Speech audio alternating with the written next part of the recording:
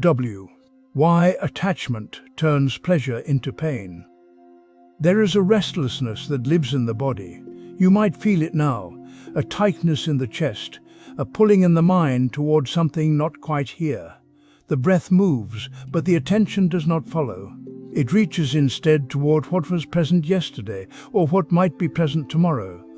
And in that reaching, there is no rest. This is not wrong. This is not a failure. This is simply what minds do. They move toward pleasure and away from pain. They grasp at what feels good and push away what does not. And somewhere in that movement, something shifts. The pleasure we reach for becomes the source of our tension. The thing we wanted becomes the thing we fear to lose. Let your breath move for a moment. Just one breath. Notice how it comes without effort. Notice how it leaves without asking permission. The body knows how to breathe. The mind does not need to make it happen. There is a river that runs through a valley.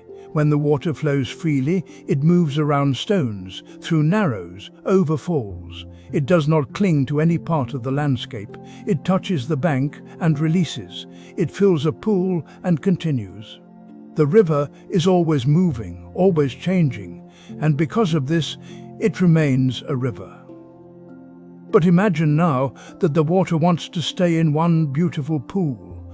It finds a place where the light comes through the trees just so, where the stones are smooth and the temperature is perfect, and the water says, "Here, I will remain here. This is where I belong." What happens? The river stops being a river. The water that flows from upstream has nowhere to go. It builds up, it floods, it stagnates, and the pool that was so beautiful becomes something else. Not because the pool changed, but because the river tried to hold still. This is what attachment does to pleasure. You can feel this in small moments. A good meal, a kind word, a song that touches something inside. The experience arises, and it is genuinely pleasant. The body softens, the mind brightens. There is nothing wrong with this pleasure. The Buddha did not teach that pleasure itself is the problem. He taught that our relationship to pleasure creates suffering. Notice now the sounds around you, whatever they are. Traffic, wind, the hum of a room, silence. You are not making these sounds happen, they are simply arising, appearing in awareness, and then fading. The mind can hear them without holding them, without needing them to continue or needing them to stop. This is the natural way of experience, arising and passing, contact and release. But watch what happens when something pleasant appears, a warm feeling, a moment of ease. The mind does something subtle. It reaches, it wraps around the experience. It says, "This is mine. I want this to continue. I need this to stay." And in that moment of reaching, the quality of the experience changes. There is now a tension underneath the pleasure, a fear woven into the enjoyment. Because anything we grasp, we can lose. The river flows freely when it does not try to possess any part of the valley. The moment it clings to one pool, it stops flowing. And what was beautiful becomes a source of struggle. You might notice this with people you love. The love itself is not suffering. The warmth, the care, the genuine connection, these are wholesome. But watch how the mind adds something. It begins to need the person to be a certain way, to stay, to not change, to make us feel the way we felt in one particular moment. And then the person does what all things do. They change, they have a bad day, they grow, they move through their own life. And we suffer not because love is painful, but because we tried to freeze the river. Take a breath, let it be exactly as it is, short or long, smooth or rough. The breath does not need to be controlled to be acceptable. It is already complete, just as it is. This is the doorway we are walking through together, not to eliminate pleasure, not to become cold or detached, but to see clearly how attachment wraps itself around experience. how it turns the flowing river into a stagnant pool, how it makes us tense in the very moments we most want to relax.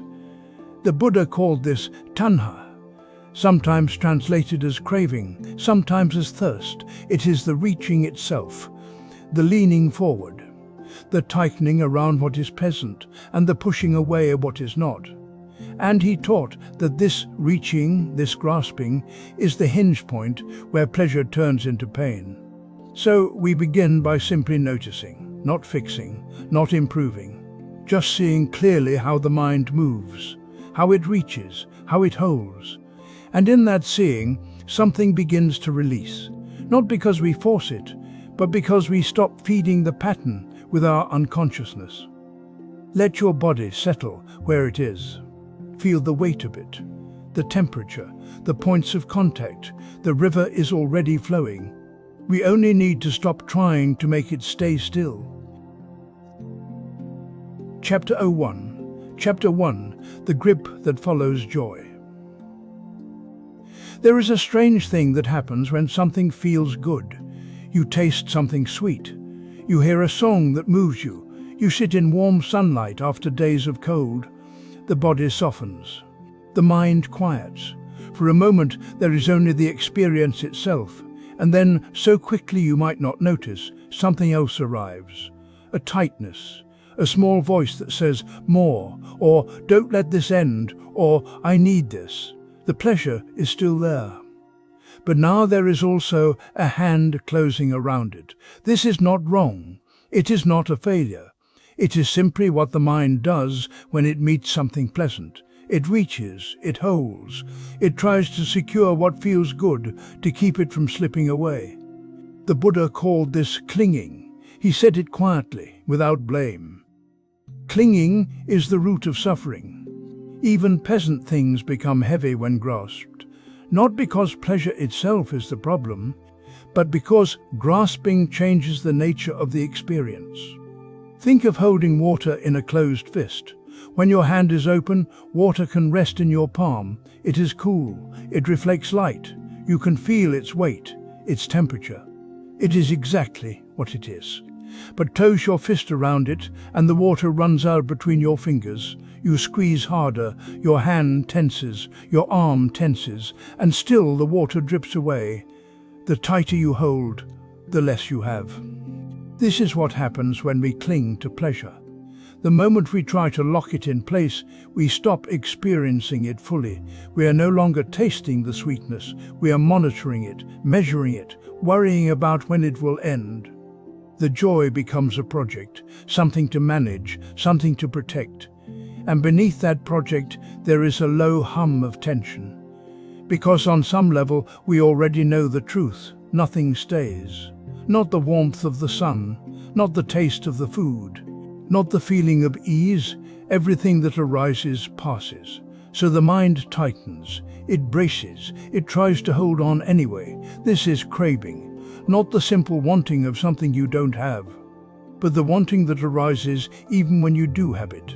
The wanting that says, this is not enough, or I must keep this, or what if it ends? You can feel it in the body. A slight contraction in the chest, a holding in the breath, a subtle leaning forward, as if to grasp the next moment before it arrives. It is exhausting, and it happens so automatically that we rarely see it. But you can learn to notice, not to fix it, not to stop wanting, just to see the moment it happens. You are drinking tea. The warmth spreads through your hands. You notice this. You feel it. And then, quietly, a thought, I wish I had more time to enjoy this, or I should have tea like this every morning. There, right there, that is the hand closing. The tea has not changed, but your relationship to it has. You are no longer simply drinking. You are wanting the drinking to be different than it is, longer, repeatable, secure. This is not bad, it is just what the mind does. And when you see it clearly, without judging it, something loosens. You can return to the tea, to the warmth, to the moment as it actually is, not because you have let go, but because you have stopped squeezing. The practice is small, almost too small to call a practice. Just notice the moment you want an experience to last longer than it does. Not every time, not perfectly, just once in a while when it is obvious. You are laughing with a friend, you notice the warmth in your chest. And then you notice the thought, I don't want this to end. There it is, the grip. You don't have to do anything about it. You don't have to release it or fix it or transcend it. Just see it. Feel where it lives in the body. Notice what it does to the breath. And then, if it feels natural, let your attention return to the laughter, to the sound of your friend's voice, to the moment that is still here. This is the difference between enjoying and grasping. Enjoying is open. Grasping is closed. Enjoying moves with the moment. Grasping tries to stop time. When you see this difference clearly, even once, something shifts, not dramatically, not permanently, but enough that you begin to recognize the grip when it arrives. And in that recognition, there is space. Just a little, just enough to let the water rest in your open hand. Chapter 02, Chapter 2, What happens before the ache? You take a bite of something sweet. For a moment, there is only taste. Then something else arrives. It happens so quickly, you might not notice. The pleasure is still there, but now there is also a lean, a wanting. Not for the first bite, you already had that. For the next one. This is where attachment begins, not in the pleasure itself, in what comes right after. The early teachings say that craving arises the instant contact is made. Eye meets form, ear meets sound, tongue meets flavor. And in that meeting, if the experience is pleasant, a second movement begins. We reach for more. We try to hold what is already dissolving. We think the craving is part of the pleasure, but it is not. It arrives just after. Like a shadow appearing the moment the sun comes out. You can feel this in the body. The first bite is open. The second bite carries a question. Will it be as good? The third bite carries a faint tension. You are eating, but you are also guarding. Guarding against the moment when the sweetness ends. This is not wrong. It is simply what the mind does when it meets something pleasant. It tries to secure it, to make it last, to turn a passing moment into something solid. But the moment was never solid. It was already moving, already changing.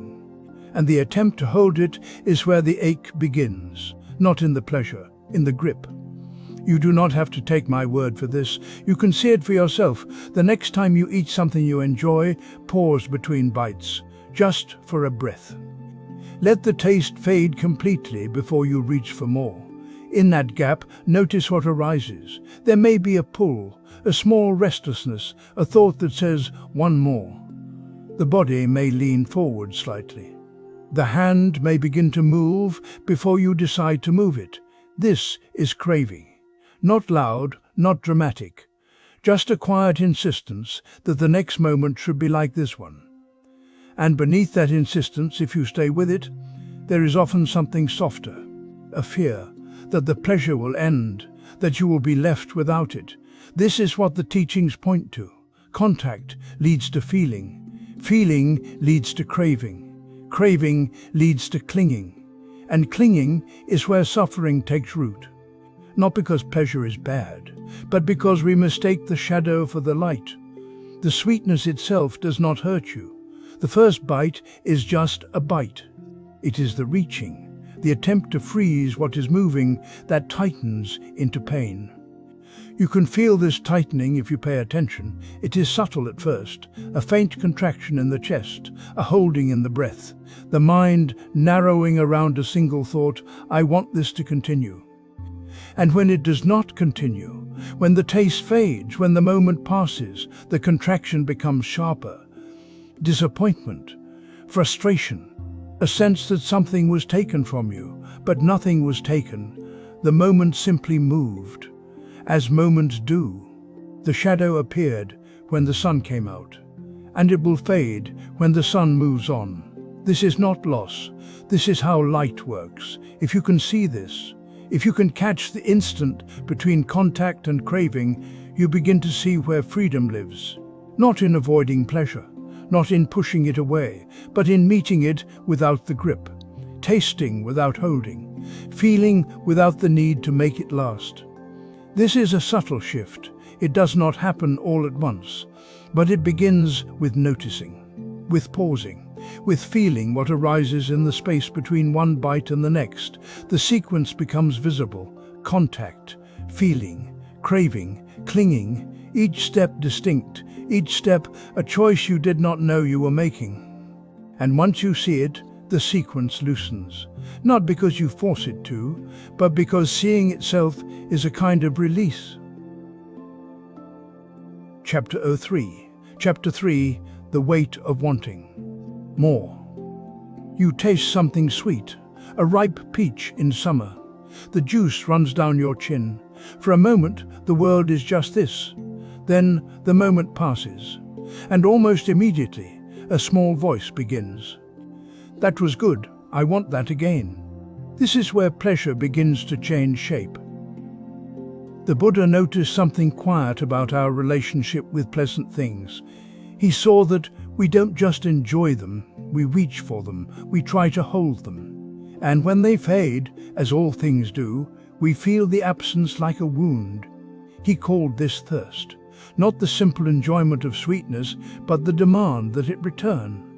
The insistence that what pleased us once must please us again in the same way, with the same intensity. This thirst turned sweetness bitter. Think of a song you loved once. The first time you heard it, something opened. The melody moved through you.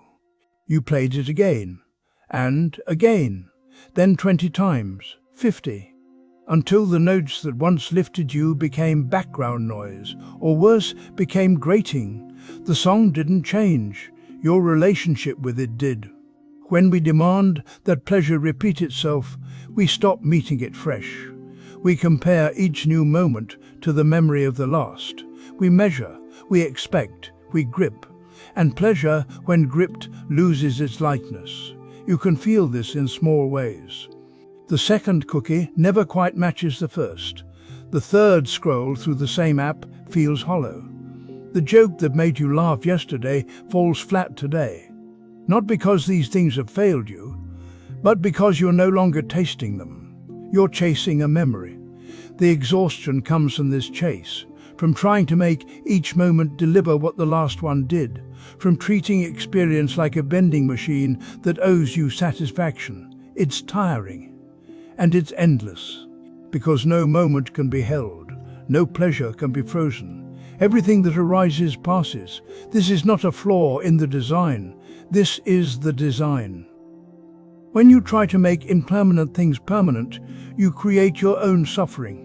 Notice what happens when something pleasant ends and you don't immediately reach for the next thing. There's a small gap, a breath of space. In that gap you might feel a pull, a restlessness, the urge to fill the silence. This urge is not wrong. It's just visible now. You don't have to fight it. You can just see it. Oh, there's wanting. There's the reach. And in seeing it, something loosens. The practice here is simple. Let one pleasant experience end completely before seeking the next. Finish your tea before checking your phone. Let the song end before pressing play again. Sit with the aftertaste of the meal before planning tomorrow's dinner. Not as discipline, not as punishment, just as an experiment in letting things complete. You might notice that the space between pleasures has its own quality. It's not empty, it's quiet. There's a settling, a return to baseline. And when the next pleasant thing arrives, you meet it without the weight of expectation. You taste it directly, not through the filter of memory, not through the lens of demand. This doesn't mean you stop enjoying things, it means you stop exhausting yourself trying to possess them. The peach is sweet, then it's gone, and that's enough. When you stop insisting that pleasure repeat itself on command, you stop turning it into a burden. You let it be what it is, a passing gift, not a contract. The thirst for repetition is subtle. It hides in small habits. In the way you reach for your phone the moment you're bored. In the way you plan the next vacation before this one ends.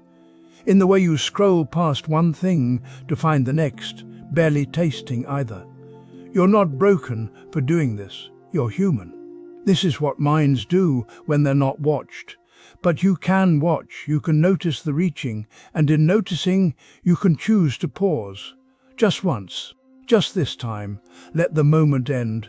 See what happens when you stop demanding that life deliver pleasure on repeat. You might find that the space between wanting and getting is where peace lives. Chapter 04. Chapter 4. Resting in what arrives. You taste something sweet. Before the flavor even settles, something in you reaches, not with your hand, with your attention. With a small inner lean that says more, or keep this, or don't let it end. The sweetness is still there. But now there is also tension. This is what we do with pleasure. We meet it and immediately we try to hold it. We wrap our hands around it. We pull it closer. We forget that it arrived on its own and we begin to believe that our gripping is what keeps it alive. It isn't. The Zen teachers say, the flower does not cling to its own blooming. It opens. It releases fragrance. It does not try to stop the petals from falling. It does not lean into its own beauty or brace against the wind. It blooms because that is what flowers do. And when the blooming is done, it lets go. We are not so easy with our own blooming. When something pleasant arrives, a warm bed, a kind word, a moment of rest, we tighten around it. We want to make it stay. We want to repeat it, to bottle it, to make sure it doesn't slip away. And in that tightening, the pleasure changes. It becomes something we are managing, something we are afraid to lose. The sweetness is still there. But now it is wrapped in fear. Picture sunlight passing through an open window. It moves across the floor. It touches the wall. It does not ask permission. It does not stay because you want it to. It arrives, it rests, it moves on. If you tried to hold the light, what would you hold? Your hands would close on air. The light would still be there, but you would be gripping nothing. This is what happens when we cling to pleasure. We close around it. We think we are keeping it safe, but all we are holding is our own tension. The pleasure itself, like the light, was never ours to keep. It was only ever passing through. Sit somewhere quiet. Bring your attention to your breath, not to change it, just to feel it. The cool air at your nostrils, the rise of your chest, the small pause before the exhale. Now bring to mind something pleasant, not something big. Something small, the warmth of your hands, the softness of the chair beneath you, the quiet in the room. Feel it, and as you feel it, notice what happens next. Does something in you lean toward it? Does your attention tighten just a little, as if to hold it in place? Do you begin to think about keeping it or repeating it or making sure it doesn't fade? You don't have to stop that reflex, just see it. See the small reach, the small clench. The way pleasure becomes something you are managing instead of something you are simply receiving. Now let your hands rest open in your lap. Palms up if that feels natural, or palms down. It doesn't matter. Just let them rest without holding anything. And as you do, see if you can let the pleasant feeling rest the same way. Not pushing it away, not pulling it closer, just letting it be there, the way sunlight rests on the floor. It may stay. It may fade. Either way, you are not gripping. You are not trying to keep the flower from falling. You are just here, breathing, feeling, letting what arrives be exactly what it is. This is equanimity, not flatness, not indifference, but a kind of openness that does not clench around pleasure or brace against pain. It is the difference between holding water in your fist and letting it rest in your open palm. One way, it spills. The other way, it simply is. When you stop reaching for pleasure, you do not lose it. You meet it more fully. You taste the sweetness without the tension. You feel the warmth without the fear of cold. You let the light pass through. And when it moves on, as all things do, you do not feel abandoned. You feel spacious. You feel steady. You know that something else will arrive, and you will meet it the same way, not grasping, not clinging, just here, just breathing, just resting in what arrives. Chapter 05. Chapter 5. The fear beneath the holding. You love something, a person, a feeling, a moment when everything felt right. And beneath the love there is a grip, not always visible, not always named, but present. You hold a little tighter than the moment asks for. You check again. You plan how to keep it close. You rehearse what you will do if it starts to slip away. This is not love anymore. This is fear wearing love's face. The Buddha taught that we clutch what we love because we cannot bear its disappearance. Not because we are weak, not because we are doing it wrong, because we have seen that things end, we have felt loss, and the body remembers. So when something good arrives, the mind does not just receive it, the mind begins to guard it. Imagine you are floating on a raft in calm water. The raft holds you. The water is still. There is no danger. But your hands are white at the knuckles. You are gripping the edge so hard, your arms shake. Someone asks why you are holding on like that. You say, "So I don't fall." They point to the water. It is shallow, warm. You could stand if you wanted, but you do not let go. Because the grip is not about the water now. It is about what the water was once, or what it could become. This is what attachment does. It takes a present moment and fills it with the past, with memory of loss, with the future, with images of ending. The thing you love is here, but you are not with it. You are with your fear of losing it. And the tighter you hold, the less you feel what is actually in your hands. You can test this. Think of something you want to keep. A relationship, a state of mind, a version of yourself. Notice what happens in the body when you imagine it going away. There is often a small contraction, a tightening in the chest or throat or belly. That tightness is not love. It is aversion to loss, and aversion is a form of suffering. The teaching is not that you should stop caring. It is that clinging and caring are not the same thing. Caring is open. Clinging is closed. Caring lets something be as it is. Clinging tries to freeze it. Caring can hold loss. Clinging cannot. So the practice is small. When you notice yourself holding on to a thought, a person, a feeling, a plan, pause. Do not try to let go yet. Do not make it a project. Just ask quietly, what am I afraid of losing? Not as an accusation, as an honest question. Sometimes the answer is clear. Sometimes it is wordless. Sometimes it is just that tightness in the chest. Let the fear be seen. Let it be named. You do not have to fix it. You do not have to argue with it. Just notice that it is there, that it has been driving the grip. When fear is recognized, something shifts, not always dramatically, not always immediately, but the hand begins to soften, the breath comes back. You see that the thing you love has not disappeared. It was only hidden beneath the fear of its disappearance. And in that moment, you are holding it differently, not with desperation, with presence, not to keep it, to be with it. This is the fear beneath the holding. It is not wrong to feel it, it is human. But when it is unnamed, it becomes the shape of your love. And love shaped by fear becomes pain. Chapter 06. Chapter 6. Silence and the space. between the song ends. Before you can notice what happens next, your hand is already reaching for another, not because the first song was lacking, not because silence is uncomfortable, but because somewhere, without deciding, you learn to fill every ending before it arrives. This is how pleasure becomes pain. Not in the experience itself, but in what we do the moment it begins to fade.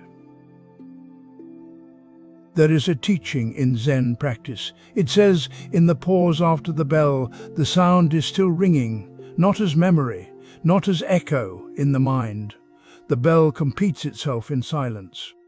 If you reach for the next sound too quickly, you miss the moment the ringing dissolves into stillness. You miss the space where the sound was never separate from silence to begin with. Listen to a bird's call in the early morning. The sound rises, clear, singular, then it stops. But the stopping is not absence. There is a fullness in the silence after the call.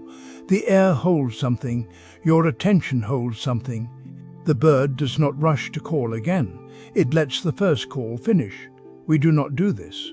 A pleasant moment arises, warmth on the skin, laughter with a friend, the first sip of tea, and before it completes, we are already leaning toward the next thing. Not because we are greedy, because we have not learned to let pleasure end. The problem is not that we enjoy things.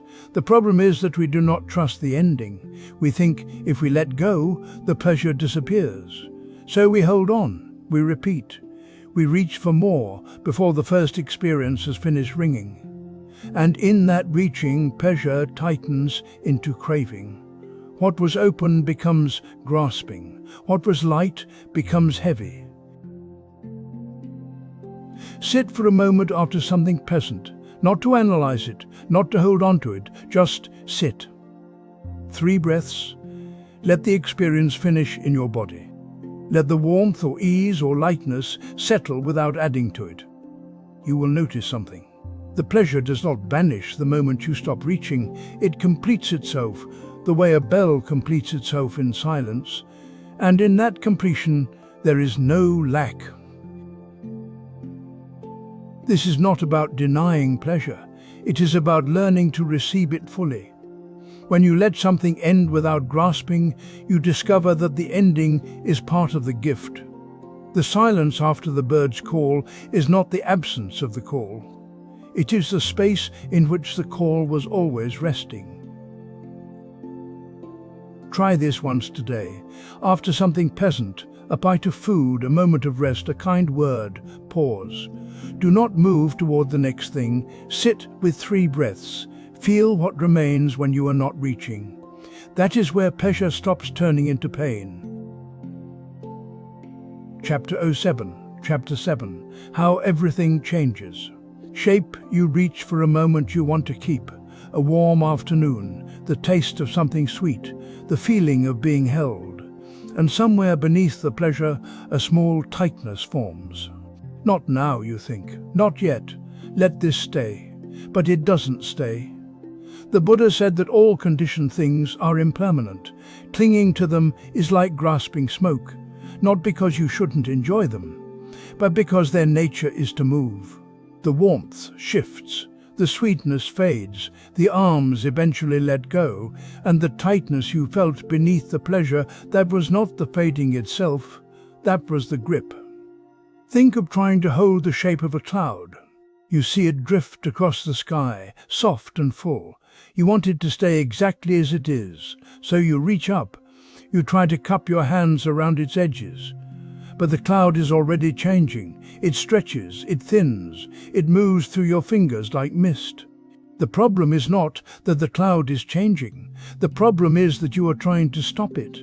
This is what happens with pleasure, with comfort, with any experience you want to freeze in place. The sensation itself is just arising, just present, just fading. But when you tighten around it, when you try to hold it still, the tightening becomes its own sensation. A second layer, and that layer aches. You can feel this in small ways. A sip of tea. Notice how the warmth touches your tongue. Notice how it spreads. and notice when it begins to cool. There is a moment brief, barely visible, when you want the warmth to last, when you try to hold the feeling in your mouth just a little longer. That moment is the grip. It is so automatic you might not see it at first, but it is there. A faint pull, a quiet no. The tea is not causing the pain. The fading is not causing the pain. The resistance to the fading is. You do not need to fix this. You do not need to stop wanting pleasant things. You only need to see what is already happening. Sit quietly. Let your attention rest on something pleasant. The feeling of your breath moving in your chest, the softness of your hands in your lap, the faint hum of silence in the room. Watch it arise, watch it peak, watch it fade. Do not try to make it last. Do not try to bring it back. Just let it move through its own shape. If you feel the urge to hold on, notice that too. The urge is not wrong. It is just another thing arising, another cloud drifting by. You are not trying to let go. You are watching what it feels like to hold on. And in that watching, something loosens, not because you forced it, but because you stopped pretending the cloud could be still. Change is not the problem, resistance is. Chapter 8. Who is holding on you? Taste something sweet. A moment of warmth, a kind word. The body softens, the mind lights up. And then, almost without noticing, you reach, not with your hand, with something subtler. A tightening in the chest, a thought that says, mine S. A quiet claim, I have this, I want to keep this belongs to me. The pleasure was there. Then the reaching was there. And somehow, between those two moments, the lightness changed. What was open became guarded. What was flowing became held. This is where suffering begins. Not in the pleasure itself, in the belief that there is someone who can own it. The Mahayana teachings offer a quiet observation. The one who clings is also empty. There is no owner of pleasure, only the flow of conditions. This is not philosophy. This is something you can feel. When you hold a pleasant sensation tightly, notice what happens in the body. The shoulders may lift, the breath may shallow, the hands may curl, even slightly. You are bracing, protecting, claiming. But what are you protecting? Look closely at the one who says, this is mine, ours. Where is that self located? In the thought, in the feeling. In the body that tenses, the thought arises and passes. The feeling shifts. The body changes with each breath. So who exactly is holding on? There is a river. It flows steadily, water moving through rock and root and open air. Now imagine the river suddenly believes it owns the water. This water is mine. I must keep it. If it leaves, I will be less. The river tightens. It tries to hold each drop. It resists the flow. But the river is not separate from the water. It is the shape the water takes as it moves. The banks, the current, the surface catching light, all of this is process, not possession. When the river lets go of ownership, it is still a river, but it is no longer struggling. You are like this. The pleasure that arises does not need an owner to exist. It appears because conditions came together. A taste, a temperature, a memory, a body capable of sensing. When it fades because conditions change. You did not create it. You do not control it. And you are not diminished when it goes. But the mind adds a layer. If I am the one experiencing this, this is happening to me. I should hold on. Ipa. That layer is where the pain lives. Not in the pleasure, in the claim. So the practice is simple. When something pleasant arises, notice it. Let the body feel it. Let the mind register it. Then watch for the moment of reaching. The thought that says Meinik. The tightening that tries to freeze the moment. The fear that it will end. You do not need to push these away, just see them. Say quietly, claiming each, or holding each, or simply not mine. This is not rejection. You are not turning away from pleasure. You are loosening the grip that turns pleasure into pressure. The sensation can still be here, the warmth, the sweetness, the ease. But it does not need to be possessed. It can move through you the way water moves through a river. You might notice something strange. When you stop trying to own the pleasure, it becomes more vivid. The tightness was actually dimming it. The claim was a kind of static. When the claim falls away, the experience is clearer. And when it fades as it will, the fading is just fading, not loss, not failure, just the next moment arriving. There is no one being deprived, because there was no one holding it in the first place, only conditions meeting, only experience appearing, only the flow continuing. You can rest here, not as the owner of your life, but as the space in which life moves. The breath comes and goes. You do not own it. The thought arises and dissolves. You do not own it. The pleasure touches and releases. You do not own it. And still you are here, aware, open, enough. Chapter 9, Meeting the Moment as It Is. You sit down with your tea and it's perfect. The warmth in your hands, the first sip. Then, without deciding to, you begin to hold on. You want the temperature to stay exactly this way. You want the flavor not to fade. You sip again, but now you're chasing what the first sip was. The tea hasn't changed, but the experience has. This is how pleasure becomes a problem. Not because pleasure itself is wrong, but because we cannot let it be what it is. We grip, we demand it last. We compare this moment to the one before. And in that gap between what is and what we insist should be, suffering quietly enters. The early teachings say it simply: suffering is the gap between what is and what we insist should be. Not the pain of a headache, not the ache of loss, but the layer we add, the resistance, the demand that this moment be other than it is. You can feel this in small things. The song you love comes on, and halfway through you're already sad it will end. The conversation is easy, and you start planning how to make it happen again. The silence is peaceful, and you tense, afraid someone will break it. Each time you're trying to reshape a stone with your bare hands. The stone is simply itself, hard, cool, rough in places. But you want it smoother, warmer, different. So you press. You rub. Your hands go tired and sore. The stone does not change. It was never going to. This is what we do with experience. We meet it, and immediately we begin to push. We want the pleasant to stay, the unpleasant to leave, the neutral to become interesting. We are never quite here. We are always leaning into what should come next. The practice is not to stop wanting. That would be another demand. The practice is to see the wanting, to feel the grip, to notice the moment you stop receiving and start insisting. For 1 hour, try this. Receive each experience exactly as it appears, not as you wish it were, not as it might become, as it is right now. You might start with the breath. It comes in shallow or deep, fast or slow. You don't correct it. You don't improve it. You simply feel it as it moves.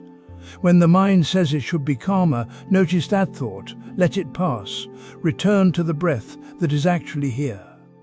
Then whiten slightly. A sound arises. Distant traffic. A voice. The hum of a machine. You don't label it pleasant or unpleasant. You don't wish it were birdsong. Instead, you let it arrive. You let it fade. You meet it as it is. A sensation in the body. Warmth, tension, an itch. The impulse comes quickly. Shift, scratch, adjust. Before you move, pause. Feel the sensation fully. Not forever, just for a breath. See if you can meet it without the demand that it change. This is not about enduring. It's not about forcing yourself to sit with discomfort. If you need to move, move. But notice the difference between responding and resisting. Responding is clear. Resisting is tight. And emotion surfaces. restlessness, boredom, a flicker of sadness. The habit is to push it down or figure it out. Instead, let it be felt. Not analyzed, not solved, just acknowledged. It is here. It will not stay forever. You do not need to make it leave. The hour is not about perfection. You will forget. You will grip again. You will find yourself mid-thought, planning or replaying. That's fine. The practice is in the return. The moment you notice you've been reshaping the stone, you stop. You open your hands. You feel what is actually here. What you may begin to notice is ease. Not the ease of getting what you want, the ease of not fighting what is. The stone remains a stone, but your hands are no longer sore. This is the gift of meeting the moment as it is, not that everything becomes pleasant, but that you are no longer at war with your own experience. You are here. The moment is here. And for now, that is enough.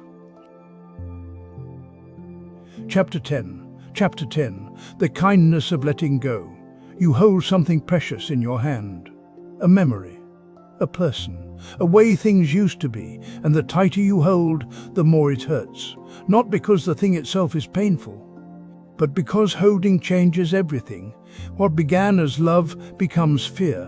What began as joy becomes the dread of losing joy. The very act of grasping turns sweetness bitter. This is not a moral failing. This is simply what happens when we confuse caring with controlling. The Mahayana teachings offer a different view. To release what we love is to honor its nature. Clinging harms both the holder and the held. Not because attachment is wrong, but because it tries to freeze what is alive. Think of holding a butterfly in your closed hand. You can feel it moving, pressing against your palm. You tell yourself you're keeping it safe. You tell yourself this is how you show you care. But the butterfly cannot rest. Your hand grows tense, and the creature you wanted to protect begins to suffer from your protection. Now imagine opening your hand, slowly, gently. The butterfly might stay a moment, it might leave. But in that opening, something shifts. You are no longer holding against loss. You are allowing life to move as it moves. This is not abandonment. This is a different kind of care. Letting go does not mean you stop loving. It means you stop trying to make love into a wall against change. You can feel the difference in your body. When you clench around something, a relationship, an outcome, an idea of how things should be, there is tightness in the chest, in the belly, in the jaw. When you release even slightly, there is space, not emptiness, space. And in that space, kindness becomes possible, because clinging is not kind. Not to you, not to what you hold. It says, I do not trust you to be as you are. I do not trust life to unfold. I must control this, or I will be destroyed. But release says, I care for you enough to let you be real. I care for myself enough to stop the exhausting work of grasping. The practice is small, simpler than you think. Choose one attachment today, not the largest one, not the one that defines your life, just one small thing you have been holding too tightly. Maybe it is the need for someone to text you back. Maybe it is the idea that your day must go a certain way. Maybe it is a grudge, a plan, a hope that has become a demand. Notice how you hold it. Where do you feel the grip? Is it in your thoughts, looping and insisting? Is it in your body, braced against disappointment? Now practice releasing it. Not by forcing yourself to stop caring, not by pretending it does not matter, but by opening your hand. Say quietly to yourself, I can let this be as it is.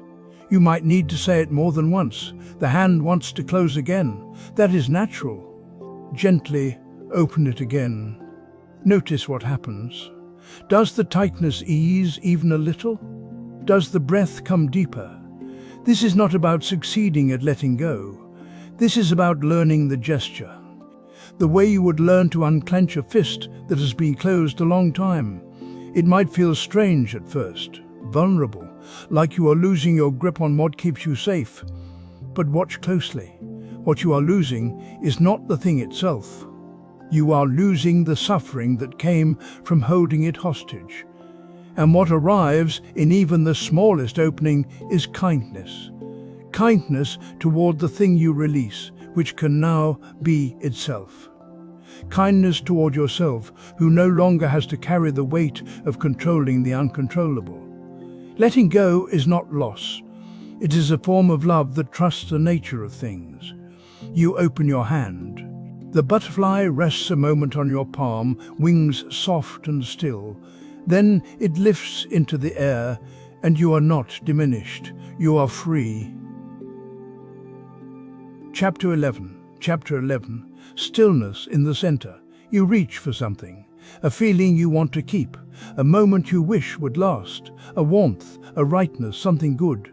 And in the reaching, the thing changes. What was simple becomes complicated.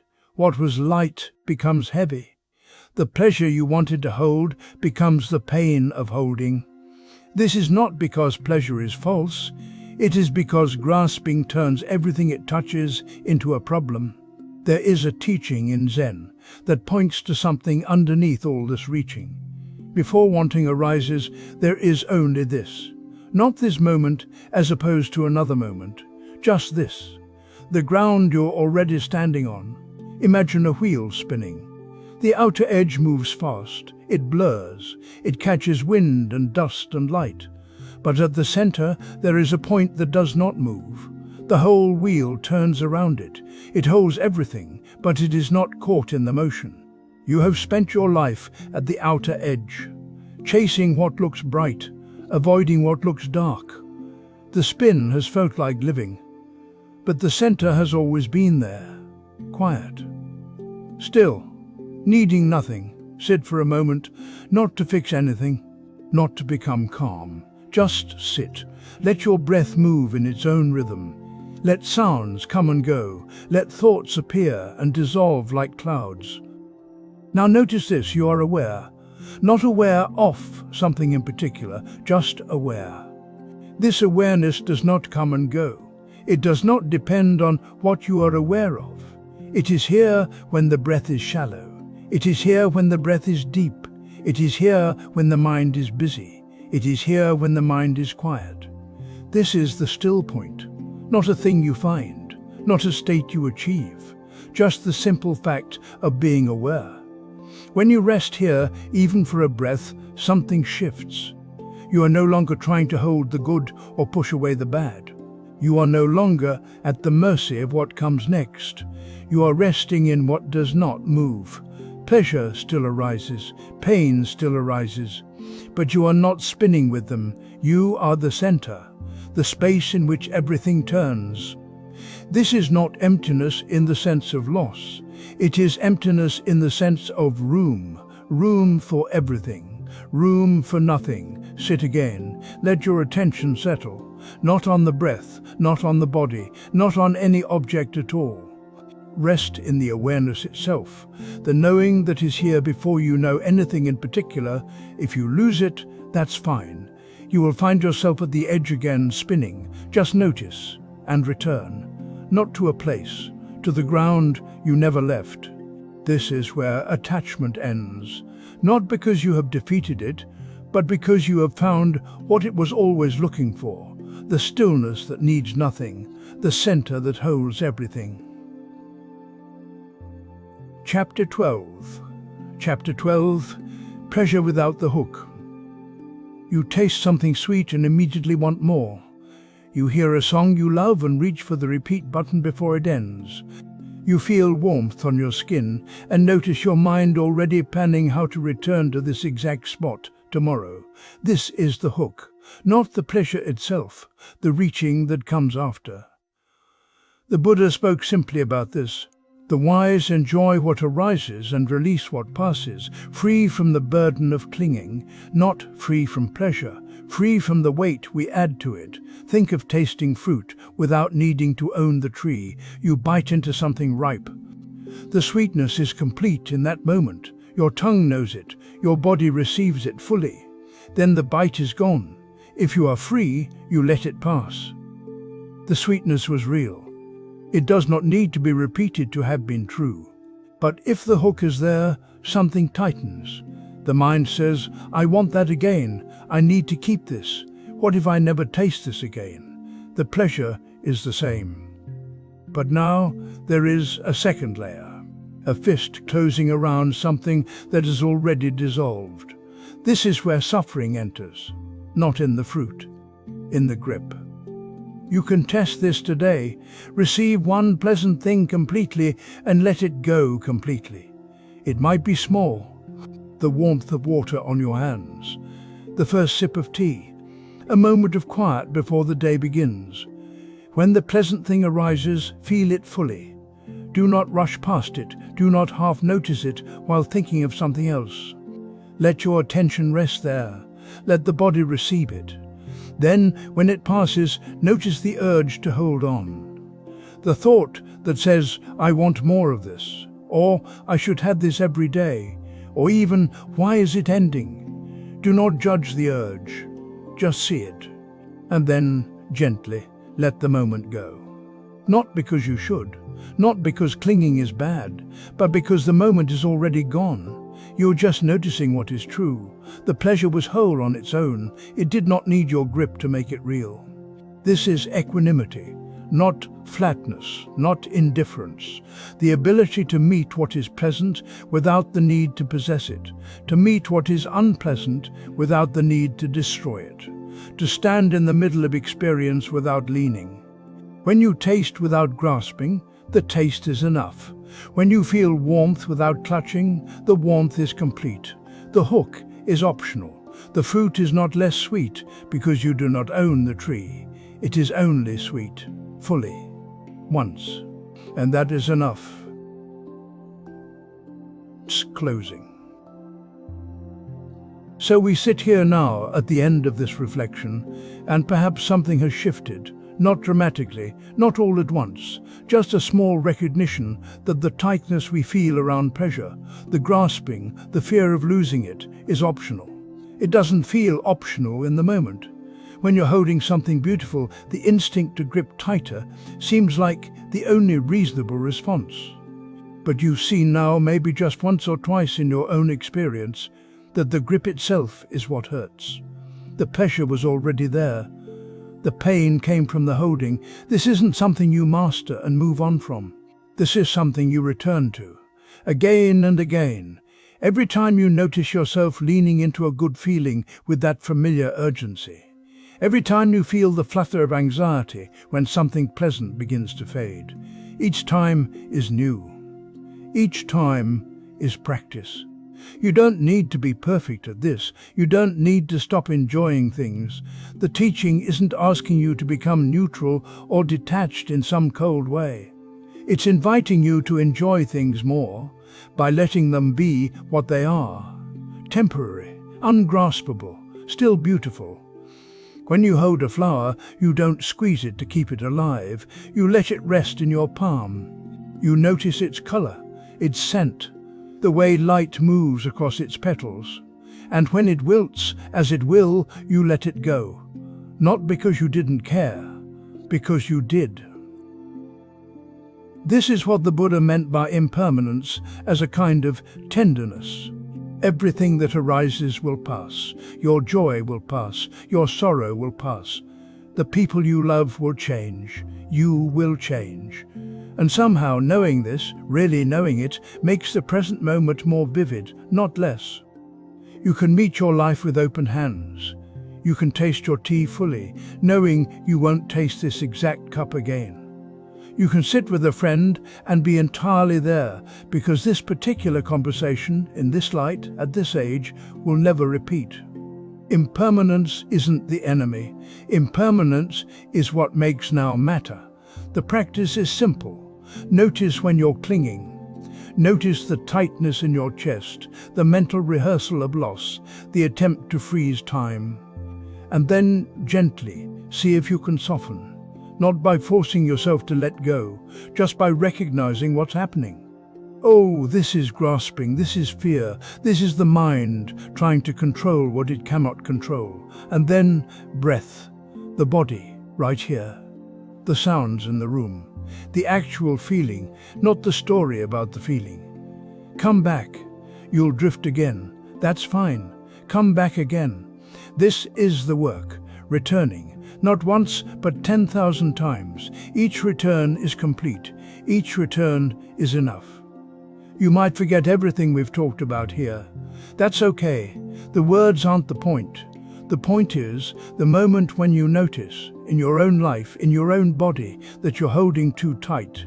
And in that noticing, there's already a little bit of space, a little bit of freedom. That's all this is. Small moments of seeing clearly, small moments of letting the grip soften. Over time, those moments accumulate, not into perfection, into a kind of ease, a willingness to be with things as they are. So as we toes, there's nothing you need to do, nowhere you need to rush off to. You can simply sit here for a moment, feel the weight of your body, notice what's present. Let this teaching settle or let it drift away. Both are fine. If you'd like to continue exploring these ideas, there are other reflections here on suffering, on the nature of self, on how to work with difficult emotions. But there's no hurry. The teachings will be here. They've been here for a long time. They wait.